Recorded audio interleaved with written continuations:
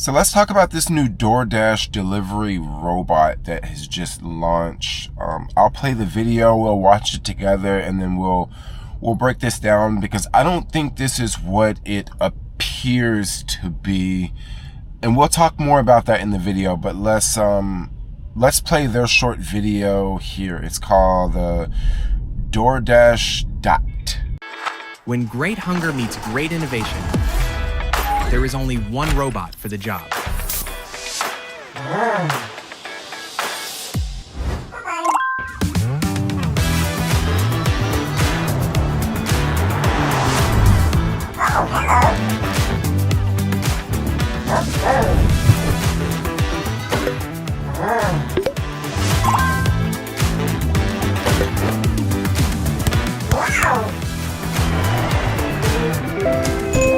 Andy T?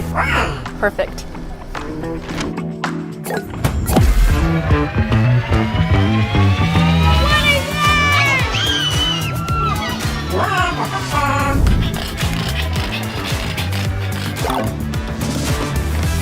Wait. Walk sign is on.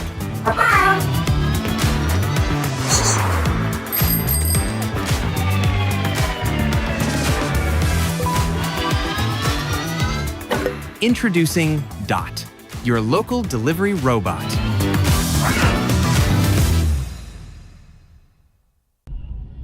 All right, so here we have it. So this was the DoorDash video that they unveiled about 2 weeks ago.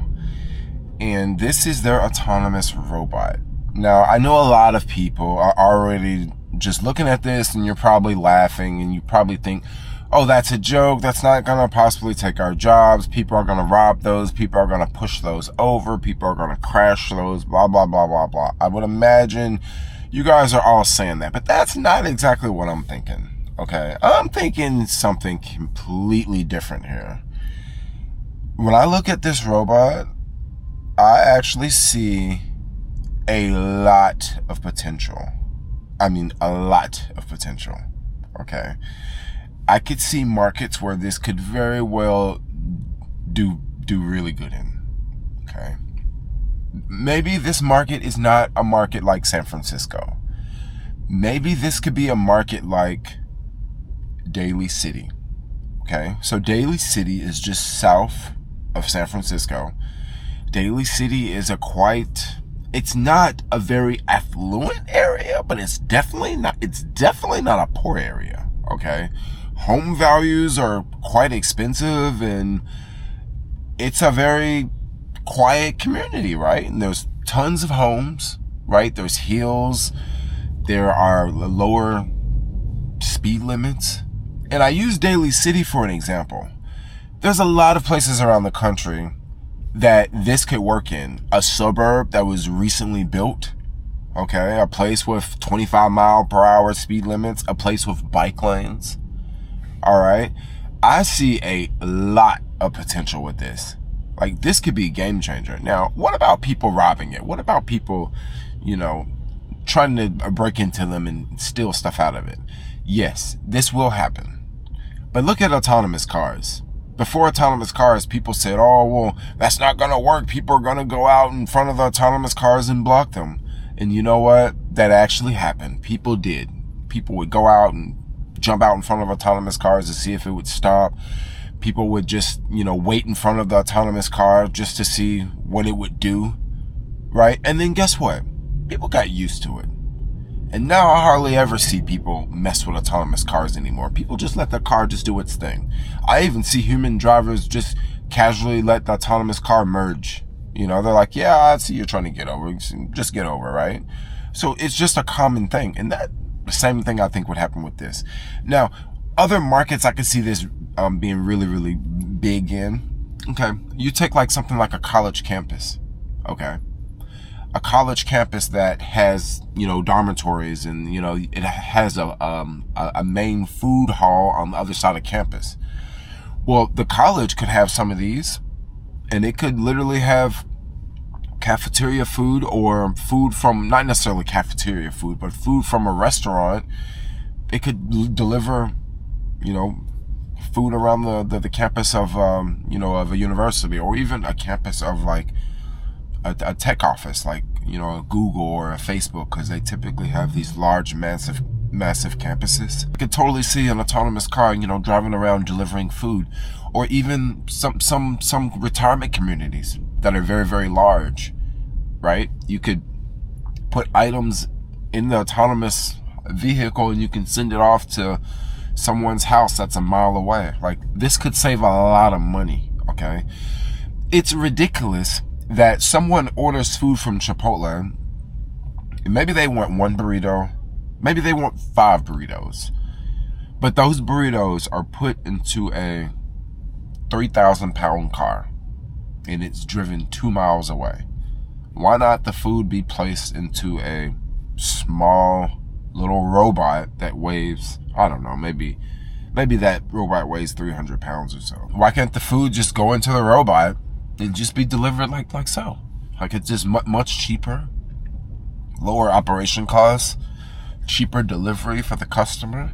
I mean, I think this is really where it's going, okay? There's a lot of offers that this could work for. Let's use a completely different example of how this could be utilized. When you order food from a restaurant, let's say you live in a suburb, and you're ordering from a Chipotle, and the Chipotle is 3 miles from where you live. So you go on the DoorDash app. It would probably be faster if you're ordering with a robot, because the robot would already be at the restaurant.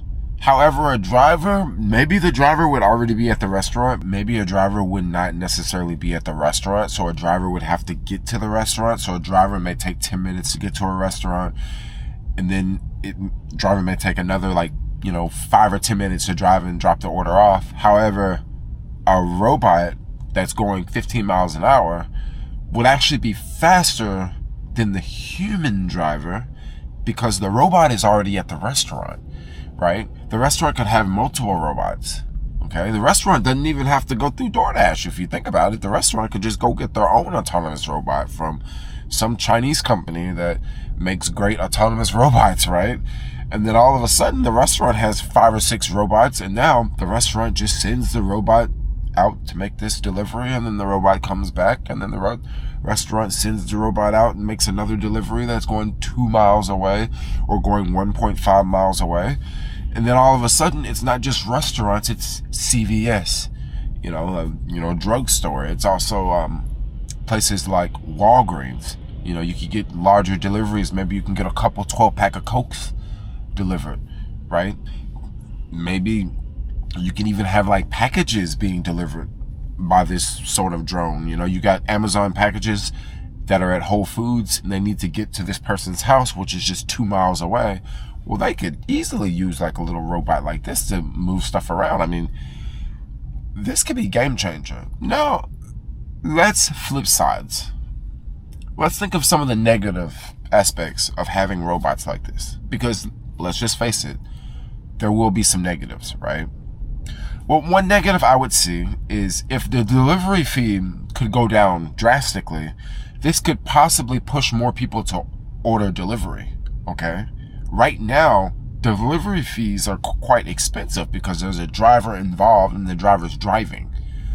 When there's a robot involved, maybe the cost to get the item from the restaurant to the customer goes down drastically. So since it goes down drastically, maybe more people will order. So this could mean less people go out, right? Now, this could also be good because there's less cars on the road. But then on the flip side, it would be a lot of autonomous vehicles on our cities, streets, sidewalks, parks. I mean, these things would possibly be everywhere, especially if people are ordering a lot. I mean, if you think cyclists are everywhere, I mean, just imagine rush hour when, people are ordering lots of food delivery and there's just lines of robots in the bike lanes. Also, do cyclists want autonomous food delivery vehicles in their bike lane? In a liberal city like San Francisco, I would imagine the bike coalition will fight nail and teeth to keep autonomous vehicles out of bike lanes. And when I say autonomous vehicles, I mean small food delivery vehicles. They would probably do their greatest to fight However, maybe not so much in suburbs where fewer people cycle. It may be fair game for them. Also, what about sidewalks? Do we want autonomous vehicles taking over our sidewalks? In a lot of suburban communities, people really don't use the sidewalks that much unless, someone's walking a dog or someone's just going around the corner for a walk. In most suburbs, you really can't just walk to a convenience store. You usually have to drive. So people don't use the sidewalks like people would use the sidewalks in a busy place like San Francisco. Therefore, in the suburbs, having autonomous food delivering robots on the sidewalk may not be a big of a problem. And also, maybe having them in the street may not be a big of a problem either, because most cyclists in the suburbs actually ride their bicycles in the street in the suburbs.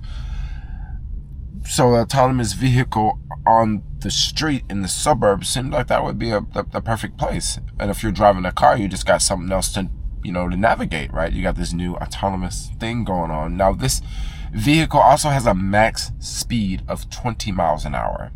Now, 20 miles an hour is actually fast enough. Let's just give it 100. So 20 miles an hour is a good speed. The speed limit for bicycles in San Francisco is 20 miles an hour. And I think 20 miles an hour is a good speed. Just because it's 20 miles an hour doesn't mean you're going to go 20 miles an hour. If you take Valencia Street, the lights are actually timed. So if you go 13 miles an hour, you'll hit all the green lights. So just because, you have a top speed of 20 miles an hour doesn't necessarily mean you have to go 20 miles an hour. Now, I don't know the range of this thing. I guess it doesn't really matter what the range would be because it's not going that fast, but it would probably be very similar to an electric bike, I would assume. I think this is really, really cool. This is game changer. This could take a lot of vehicles off the road because you got to think, most food delivery people, you're using your car and you're delivering something that's very small. I do a lot of deliveries on my bike. I love doing deliveries on my bike because it's easy for me to get around. It's faster for the customer to receive the food, So just the bike is way more efficient. It's way cheaper to use the bike. It's way cheaper to charge the bike. Charging the bike. I could ride the bike about 100 miles. And it probably costs about 75 cents to charge overnight at home. Driving 100 miles could cost, $15. And also the thought of getting a ticket, it's a whole lot chiller being on the bike. You can, you're being out in the weather, and if it's a nice day, you're not stuck in a hot, warm car.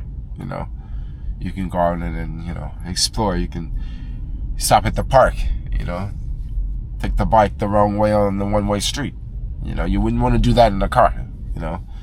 So yeah, I really like different forms of getting deliveries to places. And in suburbs, it might be a lot of short orders that people don't want to do or people don't like doing. And now these robots can do it. Or this can also take away a lot of jobs. Yeah, this could totally take away a lot of jobs.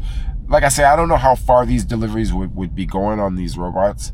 I mean, maybe they would go, less than 5 miles. But yeah, they could definitely take away jobs in the future. But anyway, I'm very curious to know what you guys think about this. Think about these autonomous robots, because I think these are game changer, That they're coming. Like they're coming. Like, yeah. Anyway, like, comment, subscribe. Thanks a lot for watching. Let me know what y'all think about this video down in the comments below, and I will see y'all later. Bye bye.